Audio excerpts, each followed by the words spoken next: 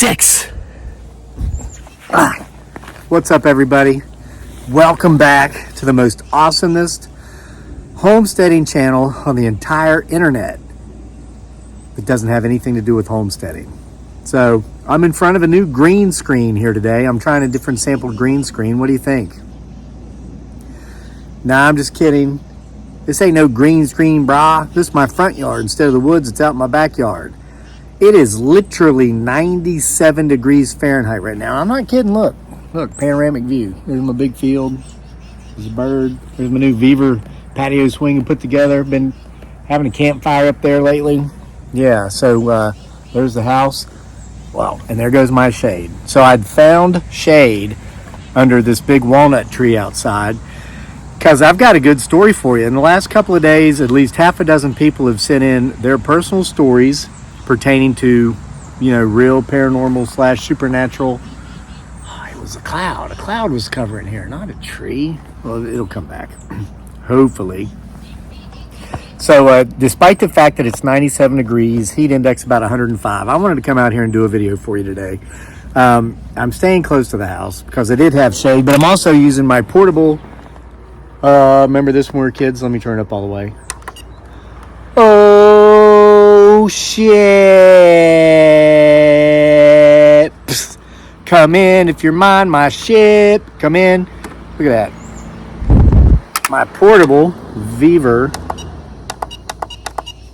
fan. I've been carrying that thing around with me. I actually, because I love to be outside, I've been working outside and just taking that fan with me. But I've got to get out of the sun. Again, bear with me. That was a terrible setup. See, and I can't even stand up to get in place. Because other than this shirt, all I'm wearing is my boxes and a hat and my necklace. All right, so I'm back in the shade. Tell you, a couple folks have sent in some really good, really creepy stories about their personal experiences with supernatural, paranormal, cryptids, whatever. And it's inspired, like I said, at least half a dozen others to do the same in the last couple of days. So I'm going to read them here on the channel. Everybody's given me their permission to do so and to put them into True Hauntings Volume 5, which we literally are probably half a dozen stories away from having full enough content to go to press with that after Lady Erie and I edit all of it completely.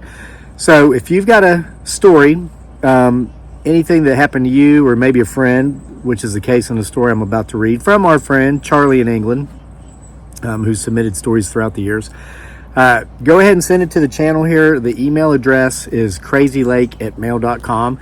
Give us your permission to do so, and we'll read them on the channel here, and or put them in an upcoming volume of True Hauntings.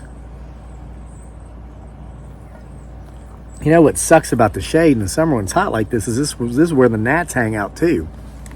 So I'm going to elevate my fan, turn it up even higher. They can't hover in that. I'm telling you, you guys got to get you one of these fans. I am an official sponsor of Beaver products, and this is a $40 fan on Amazon. I will put the link in the description box below. It's hot everywhere this summer. You can take this thing with you and you can be comfortable as a cucumber outside. It runs for 100 hours when fully charged. We've run it all night long just to see if that's true, and yes, it is. So let's get to the story, all right? Submitted, like I said, by Charlie in England. This story is titled The Danger of Poaching. Hello, Kevin. Charlie in England here with a story you can share online and in print. Excuse me. My ex-army mate, Bertie, saw a werewolf in Europe when he was posted there. He cites that is the reason he took to alcohol. He also shared a tale which turned his face white just recalling it. I couldn't have written what he told me, and I'd pour myself a stiff scotch if I experienced what Bertie did when he was stationed in Belgium. He and some of his army mates were bad lads, on the lookout for ways to make money by dodgy means if necessary. Bertie inspired his cohorts to go poaching. A small, privately owned rectangular lake in the flat Belgian countryside was chock full of bream. Those fish weighed up to double figures in pounds. Deep and thin in profile, the slabs, as they were called, were covered in bronze scales, and their thick covering of mucus slime also earned them the nickname snotters. Unpleasant as these were to handle, Birdie figured it was worth the mess. In Europe, they cooked and ate these and other freshwater fish, which were delicacies, and Birdie planned to seine net the lake, remove the largest bream, and sell them on the black market. A seine net has floats on a rope on top. It's 50 yards long, 16 feet deep, and has a heavy iron chain attached to the bottom rope, pins it down to the lake bed. He wrote that much more smoothly than I read it. Sorry about that, Charlie. At 11 o'clock, Birdie and his crew of 5 set the net up at one end of the lake. He was about to order his crew to start dragging the net along the full length of the water when he halted. Someone appeared out of nowhere on the far bank at the other end of the lake.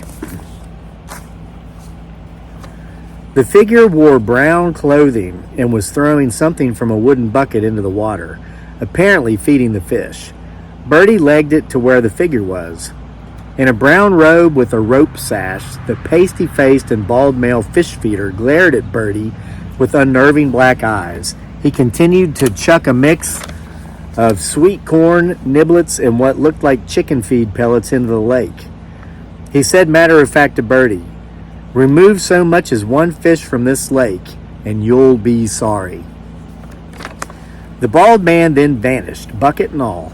Birdie thought maybe he ought to give up the booze. What next? Unicorns? He jogged back to the net and hauled one end the full length of the lake. The crew retrieved the seine net and hand-netted the larger bream out and into 4 truck-mounted fish transport tanks, 2 per vehicle, and aerators diffused oxygen into the water on each unit. So in my mind, I'm envisioning like a stock truck for anybody that's ever seen the trucks that go around stocking trout into the waterways. Got to stay hydrated in this heat. They reached the stocking limit of the tanks and emptied the remaining fish from the seine net. They stowed the seine and hand nets into one of their 2 fish transport trucks and set up in the cabs of the vehicles.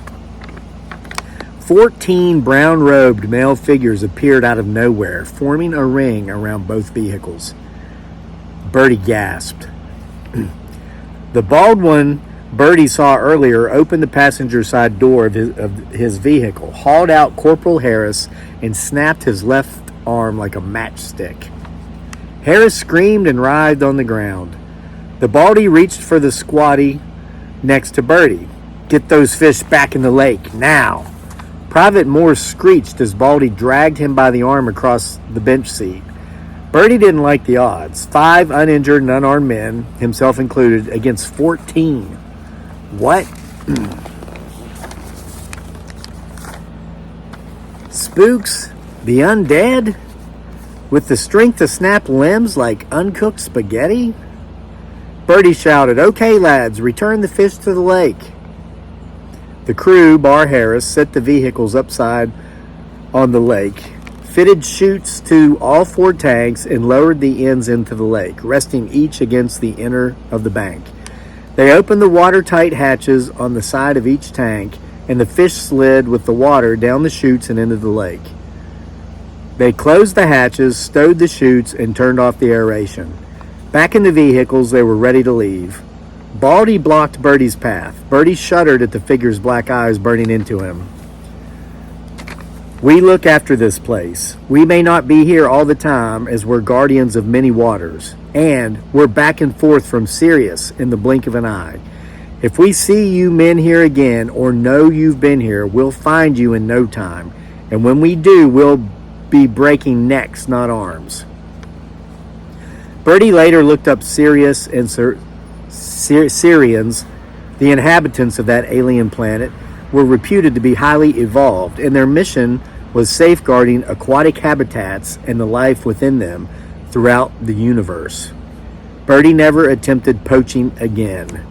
The end. So Charlie, in England, thank you very much for your story. We'll be getting around to the others that were sent in. Thank you for all of your submissions. And again, if you have something really creepy that happened to you, or if you know of something creepy that happened to somebody else, like Charlie's friend Birdie in the story here we got today, go ahead and email it to us, giving us your permission, of course, to use it as we would like, to crazylake@mail.com. crazylake@mail.com. And again, I'll put the link to the Beaver. You hear how quiet that is? It's on its highest setting. Look at this. Look how strong it is. I look like I'm in an 80s rock. Said I loved you, but I lied. This is more than love I feel inside. Said I loved you, but I was wrong. All right, that's enough crucifixion of Sir Michael Bolton. But yeah, you got to pick up one of these fans. It makes it much more tolerable to be outside.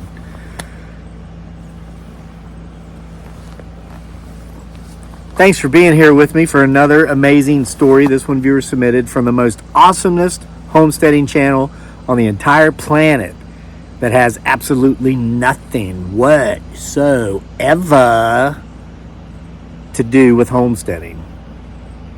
Homesteading off the grid. 'Cause we're just homesteading. Get some lights on here.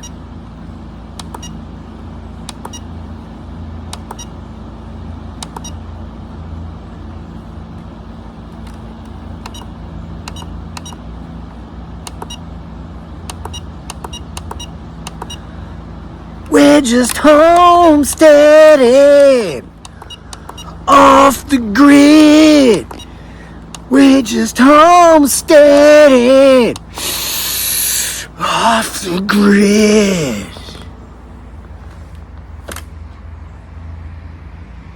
Encore, encore, encore.